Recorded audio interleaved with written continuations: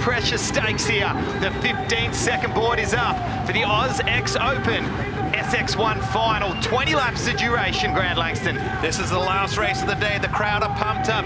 Everyone wants to see, can Chad Reed repeat last night's performance? Gates about to drop. Here we go. Oh, and not a start for Reedy. He bobbles out of the gate. He's going to be buried a little bit further back, but it's going to be, well, it's a toss-up between Daniel Reardon and the number 70. Well, it looked to me as if Daniel Reardon, by the smallest of margins, there's only centimetres in it, got the foxhead.com hole shot. And there is a lot of money up for grabs. There'll be a check awarded at the end. So they're going to have to look very closely to see who got that. But Lawson Bopping is our current race leader. He has a bit of a look over. And he's got Daniel Reardon, the CDR Yamaha rider, all over the back of him, back there in third place. Cooper Webb, Chad Reed's a few spots back, and I can see the all-black motorcycle of Daniel McCoy. He's off to a flyer. Let's not forget, we won't see Gavin Faith tonight. He got injured earlier, head concussion. Mossy also went down yesterday, unable to race today, so a couple of our top guys out. So for Reardon, this championship for him has become a little bit easier. Cooper Webb ahead of Chad Reed, and we said if that happened, this could be interesting. To be honest, from the side as a fan, I am glad to see Chad not get the whole shot, because he's going to have to earn this win. We've got Gary Reed trackside. Okay, this is the Joker lane. This is the part Daniel Reardon talked about. He has taken it already. Each rider must come through this Joker lane after the first lap and before the last lap. Now, it gets you an overtaking maneuver into turn number one. Interesting fact, Daniel Reardon has taken it to get clear. Now, watch here. One of the riders is going to take it. Dan Reardon has already done it. Lawson Boppin's passing it up. Cooper Webb, Chad Reed, Daniel McCoy may take the Joker lane this time. He's not going to do it, but they are going to take it sometime in this race, and Hogs, that's going to mix things up. That's correct, Gary Reed. There's a lot of strategy involved with when you take that. Now, very early on in the piece, Daniel Reardon has done it, but you know what? That means he believes in his speed. If he can run and hide from these riders, he's got a good opportunity of getting a win here tonight. Have a look at Josh Spanos, all the way from the outside on the Honda. If that wasn't a U-turn, he would have had a clear hole shot, but he got swamped on the inside. I still think Daniel Reardon actually got that Fox Hole Shot Award. But sorry, look, Cooper Webb just took that the flyby lane there, and he made a little bit of a pass. So absolutely, and that's when you want to do it. You've got to get close up behind the guy behind you, get really close, and then skip out that finish line, jump by going through that 360 fly. They call it the flyby lane or the Joker lane. You can only use it once. The best time to do it, get real tight behind someone, and it makes life a little bit easier to make a clean, simple pass. And look at that, right back at you, bopping. Oh, contact coming out of the corner. They both lose the rhythm, and Chad Reed catches up now. What a phenomenal spectacle we saw just there. A bird's eye view from the top. There was no better way of seeing how the 360 flyby lane works. And a great battle between these riders.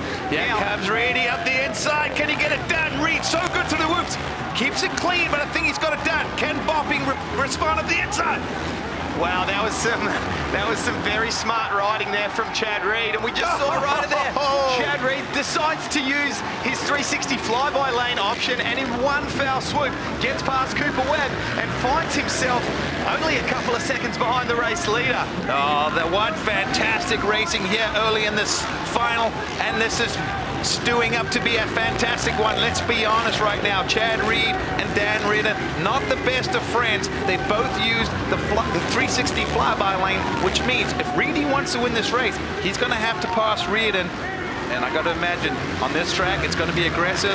Let's see what happens. Well, we're 7 laps into the 20-lap final, and all 4 of the first 4 place getters have used their option of the 360 flyby lane, so no more for them. Fortunately, they have themselves a nice, handy little gap over 5th place, which continues to be Daniel McCoy. But Chad Reed, once again through the whoops, edges that little bit closer to Daniel Reardon. I'm telling you, a big mistake from Chad Reed. Back end skips out and hits a tough block there. The last time I've seen these two battle this closely, they came together and Chad Reed went off the track, and that was at the Australian MX Nationals in Raymond Terrace. Let's see what we're going to have here at Sydney's AusX Supercross. I don't think Chad hasn't forgotten about that either. Look at Reed, he gets close, coming out the whoops. Not quite close enough that time.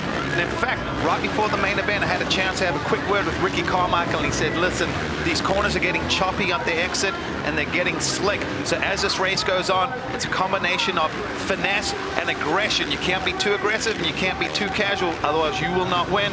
Look how close this is. Will Reed pull the trigger on this lap through the whoops? We know he's got the speed. If Reardon knew where Reedy was going, he would block that line, which he does. He does. He's all over that. He knows what's going on. However, Chad Reed can do that cut back under in the corner after. So he's going to set it up. Let's go down to Gary.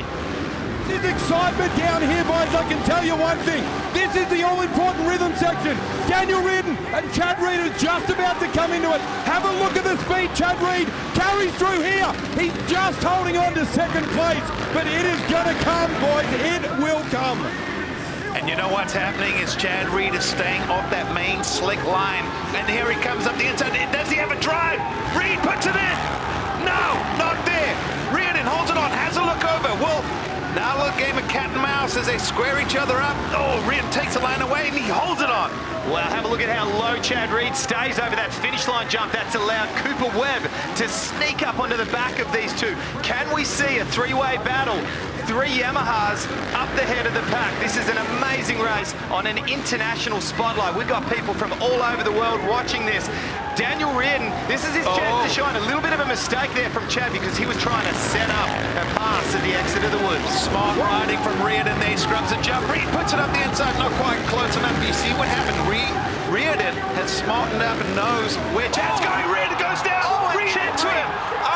Top three stays Reed. There's nowhere to go. Can you believe what just happened? Chad Reed is up and running. Cooper Webb has got back. Bopping is leading. Wow. Ladies and gentlemen, you are in for a race here. We've got 8 laps to go and everything has been turned on its head right now. Right here. It all started with a front wheel washout. Have a look how quickly Daniel Reardon was like a cat. He was back up on his feet. And Chad Reed had no time to avoid this crash. Oh yeah, he had nowhere to go. Wrong place, wrong time. Cooper Webb had a good one there, but where is Bopping? We see him, I think Webb has got around Bopping, so he's got the lead. Oh, this is going to be a wild last few laps. Yeah, Cooper Webb, we said if he can get the start, is probably the guy that could beat Chad Reed. But I've really got to take my hat off to Lawson Bopping. He looked good in the semi-final. I said I like seeing the guy ride. Confidence is, as I say, that Reed gets by him. But Chad Reed, absolutely phenomenal through the whoops. Well, I was about to say, Chad Reed cannot afford to let Cooper Webb go because we've just seen the 6 laps to go marker come out and Cooper Webb is exceptionally fast. He's very, very fit. He trained so hard and Chad had to make the move through the whoops that time and he knew it. You just saw it bump up an extra level. Actually, talking about Cooper Webb and his fitness, I actually get to see him train. He trains at the Rockwell training facility with one of my old fellow countrymen and friend, Gareth Swanepoel. These guys work really, really hard. Not saying none of the other guys do. I just have seen the intensity. Cooper Webb is young. He is hungry. Chad Reed, a little bit on the opposite side of the spectrum. Older, wily veteran, knows how to get things done, doesn't panic. But you know he wants to win in front of his home crowd. So I've got to imagine these last 4.5 laps are going to be absolutely epic. Watch. I can see something happening on the last lap if Reedy can get close enough, but he's not close enough right now. There's some pride up for grabs here with Chad Reed, let me tell you. And this is kind of like the old guard versus the new, but there's so many different strengths that come to both of them. There's the aggression and not scared to hold it on and throw caution to the wind for the young guard with Cooper Webb, but the experience and I guess the tenacity to just keep plugging away. The fitness, Chad Reed will not throw the towel in, but he does need to keep edging that a little bit closer. It's only 4 laps to go as we get close to the woods. One more time. Well, we can't blame motorcycle differences because they're riding on identical machinery, factory Yamaha support for these guys. And Reed has been lurking, but he's just not quite close enough. It's going to take, he's got to close in about 5 bike lengths if he's got a chance to make a pass. And Webb's holding on strong, really not making any mistakes under pressure because you know he can hear Chad Reed on the slower corners and see them on the exit. Well, Chad has just edged up about 1 meter closer over the last lap. He's going to have to do a little bit more than that. It's going to take a bit of a mistake or an increase in speed in Chad Reed, which he could do at any moment. We're going to watch so closely, and he has come even a bit closer again. As we go over the finish line this time, we have 2 laps to go.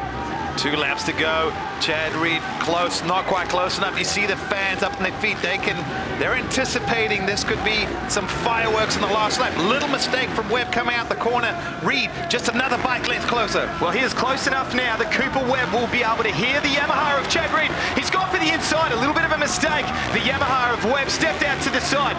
What can Chad Reed set up He's here? squaring He it will out. go straight for the inside. Nah, not close enough. Reedy had the intention, but not quite close enough. Last lap, Cooper Webb can hear Reed now. Where is Reed going to try and make it happen?